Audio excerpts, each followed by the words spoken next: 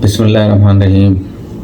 मेरे तमाम व्यूअर्स को और जहाँ जहाँ लोग मुझे सुनते हैं कि जो मेरे प्रोग्राम को पजीराई बख्श रहे हैं, उन सब की खिदमत में मेरी दिल की अथाह गहराइयों के साथ अस्सलामु अलैकुम वरहमतुल्लाहि वबरकातुहू। हमारा प्रोग्राम भी चल रहा है ठगोमाला कि जिसमें तो मैंने प्रोग्राम को ख़त्म किया था कि ये जुमला सही न था, सिलीमैन का काम ख़त्म नहीं हुआ था, सिलीमैन का काम अब शुरू हुआ था। तो अब इससे आगे जो है वो ठगों के एतराफ़ जुर्म की मदद से इनके अपने गुरोह के दूसरे अफराद को सज़ा देने में आसानी हुई। सिलीमैन ने देखा कि पुराने तजर्बाकार और जहाँ दीदा ठग वादा माफ गवाह बनकर बड़ी कारआमद मालूमात फराहम करते हैं। इनसे जो सुराग मिलते हैं उनके ज़रिए दूसरे गुरोहों और सरगनों की तलाश करना निस्बतन सहल है। उनके बयानात लेते वक्त ज़रा ज़रा सी तफसील कुरेदने से बड़ी कारआमद बातें मालूम होती थीं।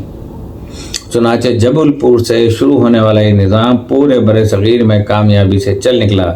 कुछ मुश्किल उन अदालतों में होती थी जहाँ इस्लामी क़वानीन राइज थे। ये मुस्लिम ज़ाब्ता जो मुग़लों के वक्त से चला आ रहा था, इसमें वादा माफ गवाहों की शहादत पर कान नहीं धरा जाता था।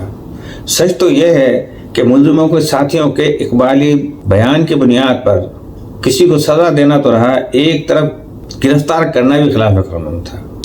अक्सर ठग इस बात से खूब वाकिफ थे और जानते थे कि बच निकलने का आसान तरीका यह है कि हर बात से इनकार किए जाओ मुसलसल। सिलीमैन ने पकड़े जाने वालों के साथ रब्त व ज़ब्त बढ़ाने का सिलसिला शुरू किया और जो ठग वादा माफ गवाह बनने पर आमादा हुए उसकी अच्छी तरह देखभाल होने लगी और उनसे मशरूत माफ़ी का वादा किया गया कि यहाँ तक कि उनके बीवी बच्चों को थोड़ा बहुत गुजारा अलाउंस भी दिया जाने लगा। इन गवाहों की उर्दू में पूछगिछ की जाती थी तो सिलीमैन के मुंशी ये बयानात लिखा करते थे, फिर इनका अंग्रेज़ी में तर्जुमा होता था। ठगों के बयानात हैरत अंगेज़ तौर पर दुरुस्त और सही होते थे। अक्सर वादा माफ गवाह जंजीरों में जकड़े रखे जाते थे, बाज़ को आर्जी तौर पर छोड़ दिया जाता था, मगर घुड़सवार सिपाही जो नजीब कहलाते थे इन पर निगाह रखते थे। ये गवाह कैदियों को शिनाख्त किया करते थे। अलबत्ता एक दिलचस्प बात यह थी कि मुखबरी करने वाले ठगों और दूसरे ठगों को उनसे अलग रखा जाता था। इसका एक मकसद ये भी था कि ये लोग जिन साथियों को दगा दे रहे हैं कहीं इनके इंतकाम का निशाना ना बन जाए। वैसे यूँ कभी हुआ नहीं ऐसा, लेकिन शुरू में जो गवाह बहुत डरते थे कि जिनके साथ बेवफाई कर रहे हैं वो इनका गला घोंट देंगे। एक यही काम तो इन्हें आता था। मशहूर ठग अमीर अली को जब पकड़ा गया तो इसने बड़ी दयानतदारी से दरख्वास्त की कि इसकी हिफाजत की जाए। अमीर अली ने कहा, मैं सिर्फ ये चाहता हूँ कि अगर मेरी जान बख्शी कर दी जाए तब भी मुझे जंजीरों में रखा जाए या किसी ऐसी जगह रखा जाए जहां मैं दूसरे फांसीगरों से महफूज रहूं, क्योंकि वो मुझे तबाह करने की हर मुमकिन कोशिश करेंगे। इन लोगों को जानने वाले किसी शख्स ने भी कभी इतने राज नहीं खोले, क्योंकि हर एक जानता था कि ये फांसीगर इंतकाम लिए बगैर नहीं छोड़ते। मुझे इससे ज़्यादा कुछ नहीं चाहिए, मगर मैं अपने दोस्तों यानी फांसीगरों को उनके काम से रोकने के लिए जो कुछ बन पड़ा करूँगा, क्योंकि वो तबाह होंगे तो मैं महफूज रहूँगा। एक और ठग रमज़ान जो अपनी आम जिंदगी में महसूल जमा करने के काम पर मामूर था, अपनी गिरफ्तारी के बाद वादा माफ गवाह बन गया। बाद में इसने बताया कि इससे पूछा गया कि क्या तुम बदमाश ठग बहराम का पता बता सकते हो कि जिसकी गिरफ्तारी पर सरकारी इंग्लिश ने 100 रुपये का इनाम रखा है। मैंने कहा कि हाँ, और इसी रात 8 सिपाहियों के दस्ते के साथ गाँव सोहानी पहुँचा। मैं उस मकान पर जहाँ के बहराम सोया करता था वो हमारा सरगना रह चुका था। मैंने इसे जगाया, हम दोनों में बातें होने लगी। मौका पाते ही मैंने कहा कि ये ही बहराम है। ये सुनते ही सिपाहियों ने इसे ऐसे पकड़ा कि जैसे बिल्ली चूहे को दबोचती है। बहराम ने फौरन ही एतराफ़ कर लिया कि वो ठग है। उसने कहा, मैं ठग हूँ, मेरा बाप ठग है, मेरा दादा ठग था और हमने बहुत से लोगों को ठगा। हुकूमत मुझे नौकर रख ले, मैं इसके काम कर दूंगा। यही सरकारी नौकरी का तसव्वुर था कि जिसकी वजह से ठग फौरन ही सिलीमैन की खिदमत पर आमादा हो जाते थे, मगर हर दफ़ा वादा माफ गवाह के साथ ये मामला नहीं होता था। ओध के निहायती बदमाश फांसीगर फतेह खान का किस्सा अलग है। वो 20 बरस से राहगीरों को ठग रहा है और उन दिनों उसने 3 पूरे कुनबों को मारा था कि उसे खबर मिली थी कि कंपनी बहादुर के नजीबों के एक दस्ते ने इसकी बीवी और 3 बच्चों को पकड़ लिया है। इसे बताया गया कि जब तक वो खुद को अपने हवाले नहीं करेगा और नजीबों के, उसके कुनबे को रिहाई नहीं मिलेगी। फतेह खान का कहना था कि मैं वापस अपने घर पहुंचा और खुद को हवाले करके अपना जुर्म मान लिया। मैं फौरन ही सुल्तानी गवाह बन गया और 3 दिनों के अंदर अंदर मैगल और अमीर जैसे ठगों को गिरफ्तार करवा दिया। जब मैं मैगल को पकड़वाने इसके घर पहुंचा तो उसने मेरे पैरों में बेड़ियां देखी तो झट समझ गया कि मैं वादा माफ गवाह बन गया और इसे पकड़वाने आया हूँ। इस पर इसने और इसकी बीवी ने रोना धोना शुरू कर दिया। इनकी आवाज़ें सुनकर सारे गांव वाले निकल आए। तब इन लोगों को पता चला कि मैगल पुराना ठग है। बाद में लखनऊ पहुंचकर उसने एतराफ़ कर लिया। ये तरकीब काम कर गई। 1829 के खात्मे तक सिलीमैन तकरीबन 100 ठगों को पकड़ चुका था। इसके बाद 1 साल के अंदर इन कैदियों की तादाद 400 तक जा पहुंची। गवाहों के बयानात की रोशनी में गिरफ्तारियों के वारंट पर वारंट जारी होने लगे। इनके कितने ही मुश्तबा अफराद मुखबिरों और तवाइफों से मिलने वाली इत्तलाआत के नतीजे में गिरफ्तार हुए। इस पकड़ धकड़ के नतीजे में कुछ लोगों ने रिश्वतें लेनी शुरू कर दी। इस पर सिलीमैन ने सख्त रवैया अख्तियार किया और इत्तला देने वालों से कहा कि वो ठगों के हाथों मारे जाने वालों की कब्रों की निशानदेही करें या लूटाबाज सामान बरामद कराएं। इस सामान की नुमाइश की जाती और बारहा ये हुआ कि लापता अफराद के रिश्तेदार ये चीज़ें देखते ही फूट फूट कर रोने लगते थे। इस पर यकीन हो जाता था कि ये वाकई मरने वालों की ज़ाती चीज़ें हैं। अलेजपुर में 1823 में एक शख्स घर से गया और वापस नहीं आया। उसके भाई रघबीर सिंह ने, जो ज़ात का राजपूत था, उसी रास्ते पर उसकी तलाश की जिधर से वो सफ़र पर गया था। रघबीर सिंह ने राह में हर एक से पूछगछ की मगर कुछ पता न चला। कई रोज की नाकामी के बाद अचानक इसकी मुठभेड़ कंपनी के सिपाहियों के एक दस्ते से हुई, जो कुछ ठगों को पकड़कर जालना की तरफ जा रहे थे। इन ठगों ने रघबीर के भाई के कत्ल की पूरी रुदात कह सुनाई और वो कुआं भी दिखा दिया जिसमें उन्होंने कई लाशें फेंकी थी। इस पर रघबीर सिंह कुएं में उतर गया, जहां इस पानी की तह में 8 इंसानी खोपड़ियां उसे मिली।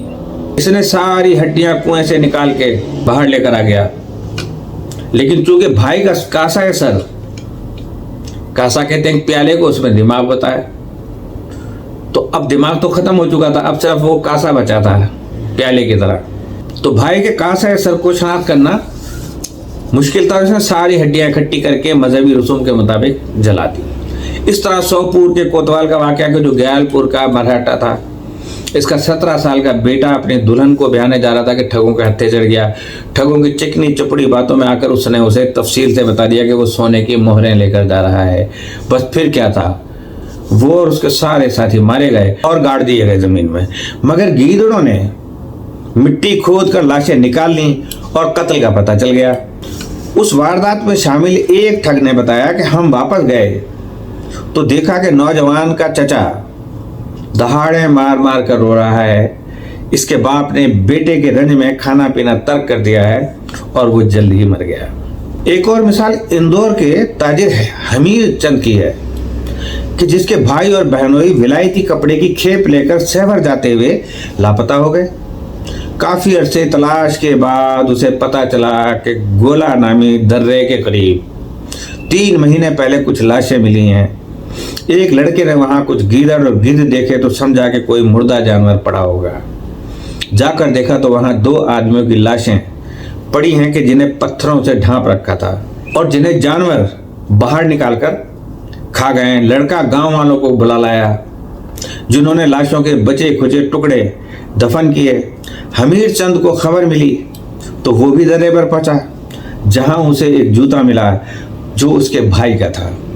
इत्तफाक से अदालत में हमीर चंद का कुछ ठगों से आमना सामना हुआ तो वो ये देखकर हैरान रह गया कि ठगों का जमादार उसी विलायती कपड़े का अंगरखा पहने हुए है, तहबत के तौर पर जो नीचे बांधते थे। जिस कपड़े की खेप लेकर اس کا بھائی سہور جا رہا تھا۔ حمید چند نے کپڑے کو اس یقین کے ساتھ شناخت کیا کہ عدالت نے اس کی گواہی تسلیم کر لی۔ آخر اس نے مذہبی رسوم کے مطابق چتا روشن کی اور وہ انگ رکھا شولوں کی نظر ہو گیا ہے۔ ان گرفتاریوں نے پورے ہندوستان میں سنسنی پھیلا دی۔ مجسٹریٹوں کو یقین نہیں آتا تھا کہ کوئی ایسی خاموشی سے مار سکتا ہے۔ اخباروں کی سرخیوں نے تہلکہ مچا دیا۔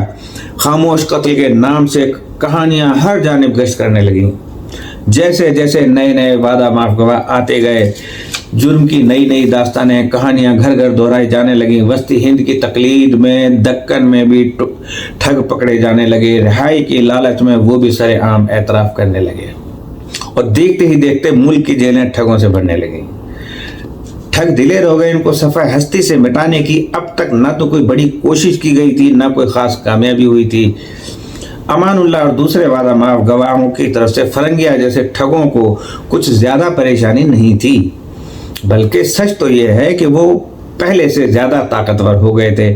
مالی حالات ہر طرف سے بگڑ رہے تھے اور فاقہ زدہ لوگ اپنے پیٹ پالنے کے لیے ٹھگ بن رہے تھے۔ 1827 کے جاڑوں میں یعنی سردیوں میں فرنگیا کے 25 ساتھیوں کا گروہ بندیل کھنڈ میں اپنے گھروں سے چلا اور مالوہ کے علاقے سے گزر کر گجرات سے ہوتا ہوا خانندیش میں داخل ہوا۔ اس راستے میں اس نے 32 مختلف وارداتوں میں تقریباً 105 مردوں اور عورتوں کو مارا۔ اس دوران اورنگ آباد سے ذرا باہر 2 خزانہ بردار مارے گئے، جن سے 4000 پٹے کی چاندی ہاتھ لگی اور ایک چور کو فرنگیا نے خود گلا گھونٹ کر مارا۔ اس کے پاس سے 1100 روپے نکلے۔ اس سفر میں ٹھگوں کے 8 گروہ اکٹھا ہو گئے، یعنی ان کی کل تعداد 150 جا پہنچی۔ انہوں نے کل ملا کر کوئی 6000 روپے کمائے، جن کا بٹوارا ہوا تو ہر ٹھگ کے حصے میں یہی کوئی 30 روپے آئے۔ فرنگیا کی توانائی اپنے عروج پر تھی۔ وہ ابھی جوان تھا، 25 کے قریب اس کا سن تھا۔ اس کے گروہ میں 25 پھانسی گر شامل تھے۔ وہ اعلیٰ ذات کا ہندو تھا، خوش شکل تھا، باتیں دل لبھانے والی کرتا تھا، تو اپنے شکار کو وہ خوب پھانس لیا کرتا تھا۔ اس کے بارے میں یقین تھا کہ وہ ہندوستان کے سارے ٹھگوں کو جانتا ہے اور کبھی نہ کبھی وہ ہر گروہ کے ساتھ وارداتیں کر چکا ہے۔ اسے دوسرے ٹھگوں کی کامیابی کا، ان کے ساتھیوں کی تعداد کا، یہاں تک کہ ان کے گھروں اور کنبوں تک کا اتنا علم تھا کہ شاید ہی کسی اور کو ہو۔ کبھی کبھی وہ دوسرے جمعداروں سے جا ملتا، جن میں 2 جہاں دیدہ ٹھگ ذوالفقار شیخ اور عنایت قابل ذکر ہیں، جو فرنگیا کے خاندان کو جانتے تھے۔ فرنگیا کے باپ نے 1801 میں ذوالفقار کے ساتھ مل کر ایک بڑی واردات کی تھی، لیکن ٹھگوں کی آپس کی اس جان پہچان اور واقفیت کا ایک نقصان بھی ہوا۔ وعدہ معاف گواہوں نے حکام کو بے شمار معلومات فراہم کی۔ 2 برس بعد فرنگیا پھر گھر سے چلا، لیکن شاید اچھا شگون دیکھ کر نہیں چلا۔ اول تو کچھ زیادہ پیسہ اس کے ہاتھ نہیں لگا، دوسرے اس کا ایک ساتھی پکڑا گیا جس کا تعلق اس کے اسی گاؤں سے تھا۔ اسی برس فرنگیا کو عالمپور میں ہول کر کے قید خانے میں 4 ماہ گزارنے پڑے، جہاں اسے بہاری لال کے حکم پر نظر بند کیا گیا، لیکن وہ جیل سے نکل بھاگا۔ راہ میں اسے ذوالفقار کا گروہ ملا۔ اب یہ دونوں گروہ مل کر 15 راہگیروں کو ہلاک کرتے ہوئے بھوپال کی طرف چلے۔ شیخ عنایت بھی قریبی ضلع میں سرگرم تھا اور سیوا گنج کی طرف جا رہا تھا۔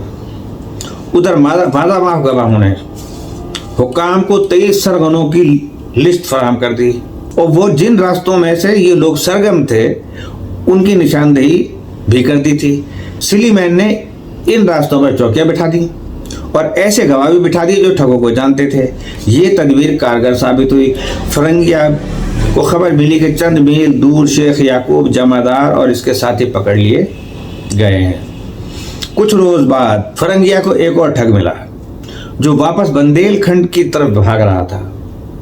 اس نے کچھ اور ٹھگوں کے پکڑے جانے کی خبریں سنائیں، مگر جس خبر نے فرنگیا کے ہوش ٹھکانے لگا دیے، ہوش اڑا دیے، وہ یہ تھی کہ سلی مین کے سپاہیوں نے شیخ عنایت کو بھی پکڑ لیا ہے۔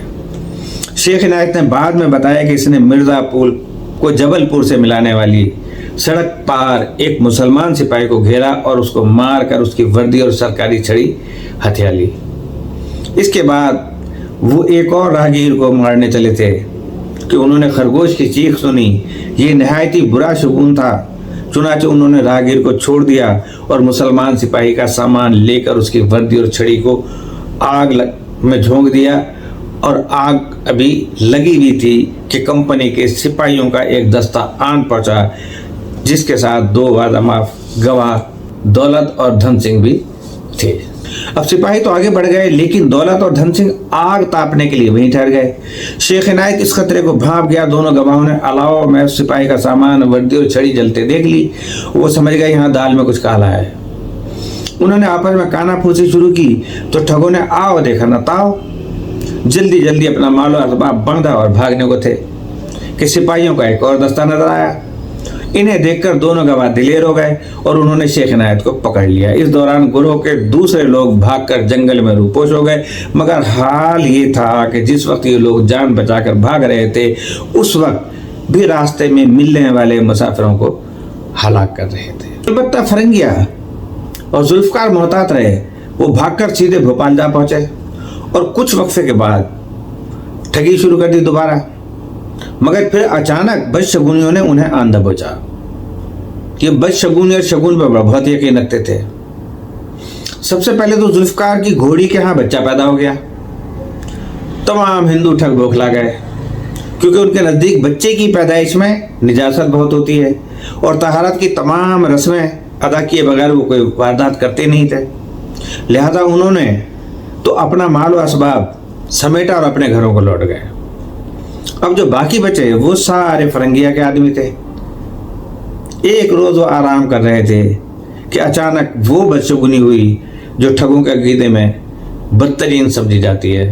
वो कौन सी ठगी थी और कौन सी बदशगुनी थी, ये इंशाअल्लाह कल।